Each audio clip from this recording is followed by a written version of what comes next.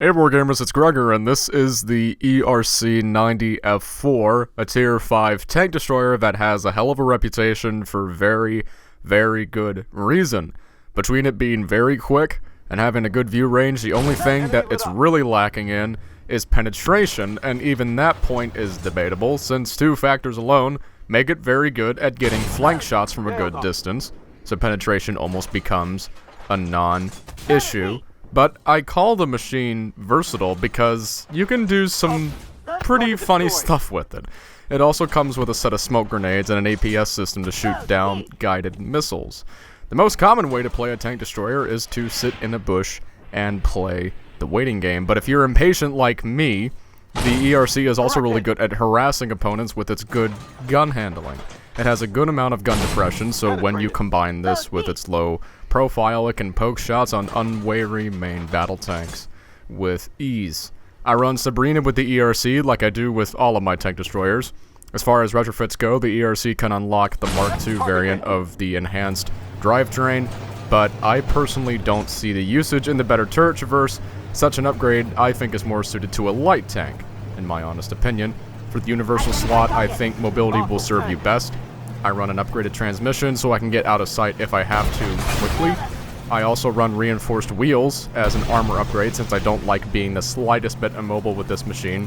And as far as firepower upgrades are concerned, I think it comes down to personal preference in many respects. I personally run chrome barrel lining. I like to make the gun as accurate as possible, and the damage boost is nice as well. Anyway, here's a match where I put the ERC 90F4 through some of its paces, and do some rather unconventional, but somewhat effective tricks. Alright, so commentary portion, and of course this is broken up into chunks, so you don't have to sit and listen to me for 15 minutes explain why I'm sitting in the bush and waiting, because that's how tank destroyers work. Now, the perplexing issue that I had to deal with in this match mainly concerned how our tanks were positioning themselves. You can see in the minimap that all of the main battle tanks are going along to that bridge area of the map, like they usually do on this map.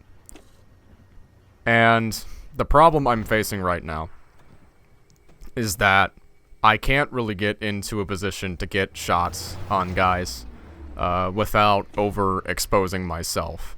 There's potentially a lot of shots I can get on the western side of the map, but I haven't seen a lot of the enemy team pop up on the mini-map yet, so I have no idea if there's going to be a really, really large group going over there to potentially get me overrun. I mean, the ERC is very quick, but I have had plenty of situations where I feel like I've overextended way too much with this machine, regardless.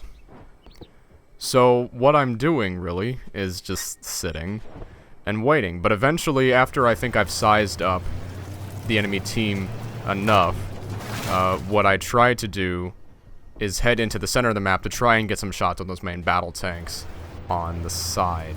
And as you can see here on the bridge, there are these little pockets where I can get side shots if the enemy stays in that region just long enough. Pow.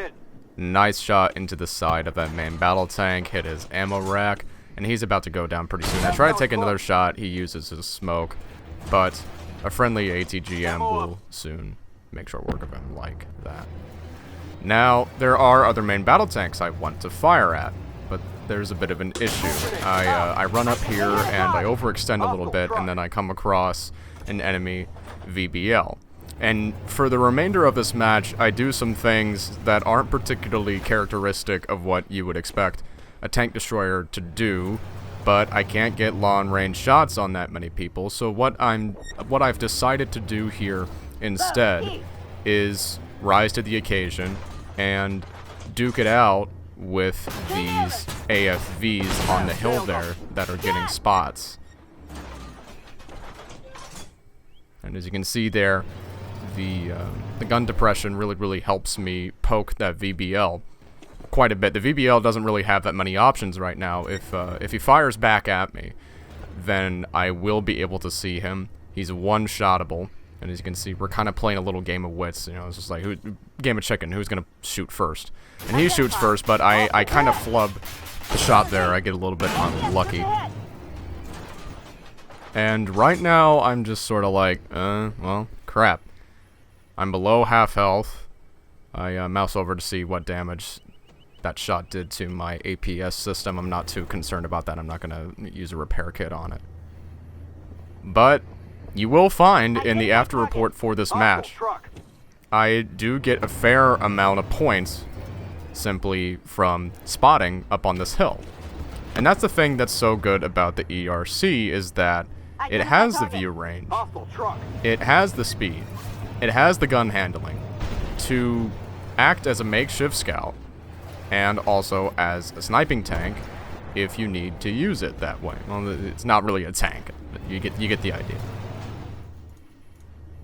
And this thing's speed doesn't just come in handy for getting out of the way of bad guys, which I do use here when this main battle tank comes up to give me a rather unfriendly welcome, but I look at that main battle tank and I go, wait a minute, that guy's on pretty low health. If I get a flank shot on him, he's pretty much done. And that's exactly what I decide to do. The other thing about the ERC's speed and the fact that it has a turret, it can do a drive-by, albeit it's not exactly the most well-suited vehicle for the task. You're probably better off in a light tank. But again, I'm in a situation where I can do that. Now I get a little bit frustrated and I panic and I think that I can just auto-aim this guy, but then I just slow down. I'm like, alright, just take the shot that you want. And then hit him in the rear and then I take him out. Easy peasy. Some more tanks try and cross the bridge. And of course I'm having none of that. Get into position, get a good shot into the side of that guy as he's going across. Now, they spot me by now, but we've thinned out enough of the enemy team that that's really a non-issue. These are the only guys on the map right now. Well, the other main battle tank just got blown up, but there's another ERC that's kind of lurking around the hill there, and he's not going to last very long. And remember what I mentioned about this thing being good at drive-bys? Identify. Hostile tank.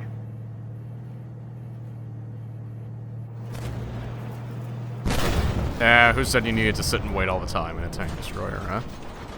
And as you can see, I managed to pull a respectable amount of damage and XP in that match. It wasn't perfect. There were a lot of things I could have done better. I could have used my suppressive fire ability a lot more. I need to get in the habit of using it more, but little quirks like that can be worked out in time. If you like this video, be sure to subscribe for more content like this. There are plenty more vehicles in this game to talk about. I'm Gregor.